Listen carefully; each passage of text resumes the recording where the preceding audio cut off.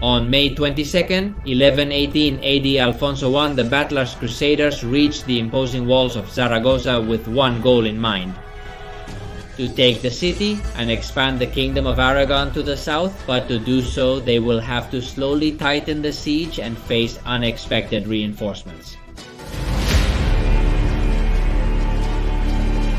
1 in 1104, Pedro, the king of Aragon and Pamplona, passed away without an heir.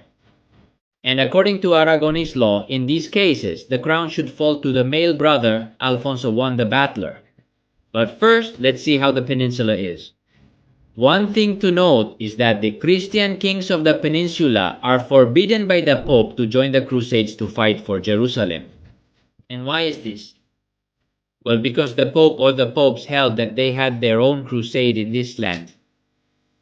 And only when all the Muslims had been expelled to Africa could they participate in the Holy Land Crusades. Having said that, we see that Aragon and Pamplona only have one main enemy, the Taifa of Zaragoza, as they do not border other Taifas and cannot march to Jerusalem. But of course, they also have their quarrels with the Kingdom of Leon and some Catalan counties. With El Cid dead, Alfonso VI had continued fighting against the Almoravids, but in the year 1108 he would suffer a resounding defeat in the Battle of Euclis. In that event, his only male heir died. Meanwhile, the county of Barcelona was gradually annexing the rest of the counties, gaining more and more strength. And to the south of the kingdoms is the Almoravid Empire. Okay, with this clear, let's start with the story of Alfonso I the Battler. One just said that there was no male heir to the throne for the Kingdom of Leon, so the crown would fall for the first time in history on a widow, Urraca, the eldest daughter of Alfonso V I. But beware, she is not the first queen of the peninsula, she is the first reigning queen of Europe, and she is also an empress. We'll remember that the title of emperor fell on the kings of Leon, and to strengthen the advance of Christianity, in the year 1109, just after the death of Alfonso VI Urraca, married Alfonso I the Battler. Be aware of what just happened. The mighty kingdom of Leon and the kingdoms of Pamplona and Aragon have merged. But not everyone will like this. We have a common part in both kingdoms, seeking unification, but most are reluctant to this. On one hand, we have the Galician nobles, who were particularists, which we could liken to today's federalism. We have the clergy and the nobility of the Kingdom of Leon, as they refused to be ruled by an Aragonese, although in reality, what they feared was losing privileges. They asked that Urraca rule Leon and that Alfonso I rule Aragon and Pamplona, and as for their heir, we'll see. Finally, Urraca's sister, Teresa, who was married to Henry and ruled the Portucalense county. Watch out, pay close attention to this couple and their county. Well, the first problem arrived that same year. Pedro Froilas was a Galician count who had gained power thanks to Urraca and their previous husband. In fact, he was the tutor of their son, Alfonso Raimundes. It turns out that the count was afraid of losing his power, so he tried to proclaim Alfonso Raimundes king of Galicia. Did he do well? Was it legal? One don't want to get too involved in a legal mess, but to summarize, if Urraca, after becoming a widow, were to remarry, it is written that Alfonso should inherit Galicia. The count had already decided it would not be like a kingdom. The most powerful Galician nobles supported this initiative, but the small Galician nobility, fearful that the others would gain too much power and end up destroying them, supported Urraca. A tremendous mess. We have a war between Urraca and her son, and at the same time a civil war among the Galicians themselves. The kings acted swiftly. The Battler left with Leonese, Castilian, and Aragonese troops from Toledo, heading to Galicia. He would take the geographical center of Galicia to hinder the communications and logistics of the rebels. The Battle of Monterosso took place, in which the Battler crushed the rebel forces. However, Alfonso wanted to set an example to be able to confront the Muslims, so he decided to carry out a terrible repression campaign, so terrible that he became enemies with his wife Urraca. This would be the seed of another civil war. With the Galicians appeased for the moment, the battler headed east, but upon arriving in Toledo he received some hard news. It turns out that the Taifa of Zaragoza, governed by Al-Mustain, maintained its independence from the Almoravids, but a fundamentalist faction was growing within it and threatened with a coup to overthrow the king. So he decided to launch a campaign against Olid to improve his reputation. It was a disaster. The king himself died in the battle, and the pro-Almoravid faction took the opportunity to seize power. In May of the year 1110, the Taifa of Zaragoza was annexed to the Almoravid Empire. This was what the battler feared the most, as he now had the real enemy at the gates. There were more marital disputes that bled the kingdom dry. I'm going to make a mega summary of these disputes so as not to bore you. In Galicia, supporters of creating an independent kingdom increased among the high nobility, and many particularists began to look favorably upon an independent kingdom of Galicia. In turn, Teresa and Enrique, counts of Portucarense, make pacts with all sides, obtaining their own benefit, heading towards a horizon that is being forged in the distance, that their county also becomes an independent kingdom. Urraca agrees that Alfonso Remundes be crowned King of Galicia and that in the future he will inherit the Kingdom of Leon. Finally, 5 years after getting married, Alfonso the Battler and Urraca separate. The county of Portugal declares independence. We could say that the Kingdom of Portugal is born here, although it would not be officially recognized until 2 decades later. Now Alfonso the Battler, single again, can focus on what interests him most, fighting the Almoravids and taking Zaragoza. For this, he sent messengers to France and the neighboring territories, calling for a crusade on the peninsula.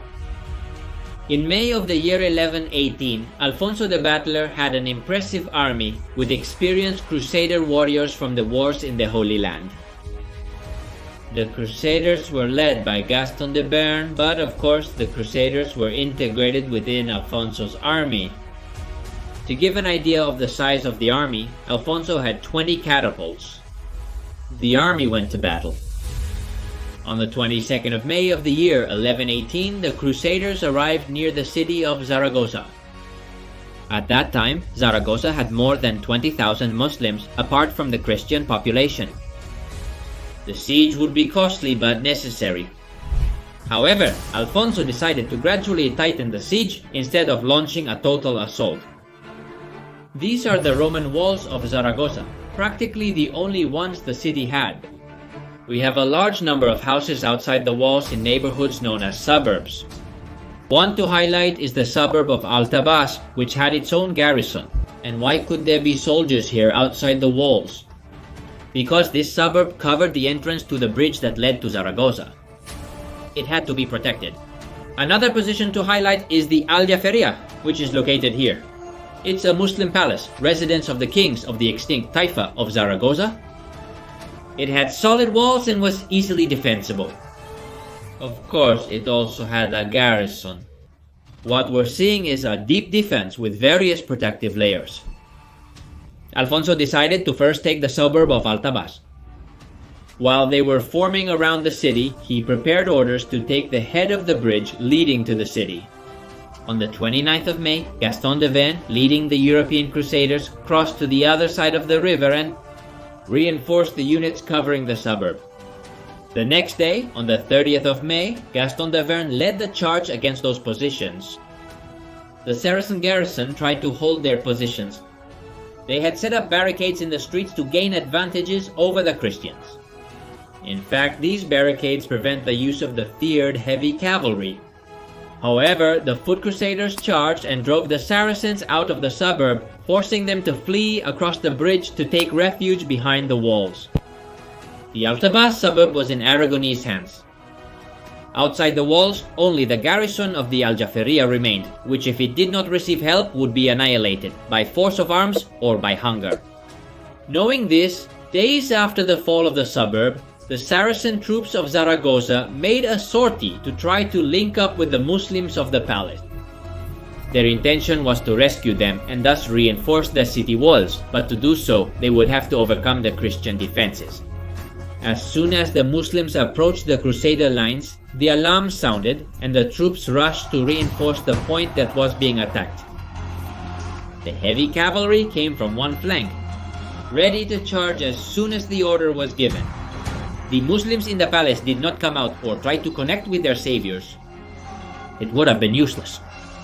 After a few minutes of fighting at the front, the heavy cavalry received the order to charge from the flank. They lowered the visors of their helmets, lowered their lances, spurred their mounts, and crashed into the Saracen side. The Muslim troops were falling by the dozens. There came a point where they were suffering so many casualties that saving the garrison of the Aljaferia would be pointless, so a retreat was ordered. The next day, the Aljaferia surrendered.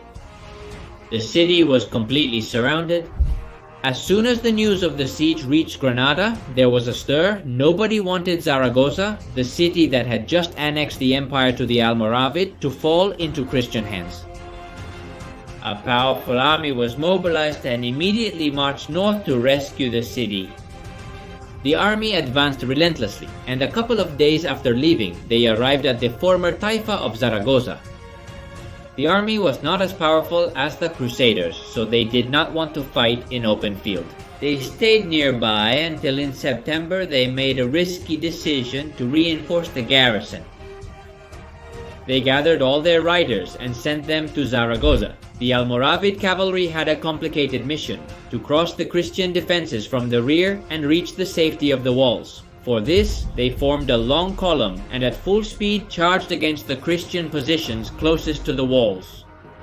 The Christians did not expect this action, so they did not have much time to react. The pickets in the area grouped together and formed a solid front, a wall of shields intended to stop the charge.